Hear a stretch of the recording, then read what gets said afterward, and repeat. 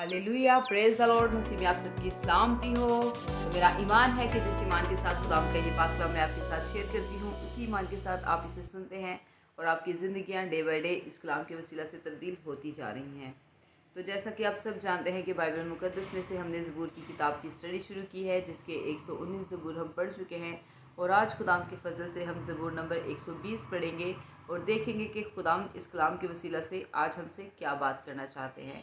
तो खुदावंद के पाक कलाम में यूँ लिखा है, मैंने मुसीबत में खुदावंद से फरियाद की और उसने मुझे जवाब दिया। झूठे होंठों और दगाबाज ज़ुबान से ए खुदावंद मेरी जान को छुड़ा। ए दगाबाज ज़ुबान, तुझे क्या दिया जाए और तुझसे और क्या किया जाए। ज़बरदस्त के तेज़ तीर, झाओ के अंगारों के साथ मुझ पर अफसोस कि मैं मिस्र में बसता और इक़्तिदार के ख़ैमों में रहता हूँ। सुलह के दुश्मन के साथ रहते हुए मुझे बड़ी मुद्दत हो गई। मैं तो सुलह दोस्त हूँ, पर जब बोलता हूँ तो वो जंग पर आमादा हो जाते हैं।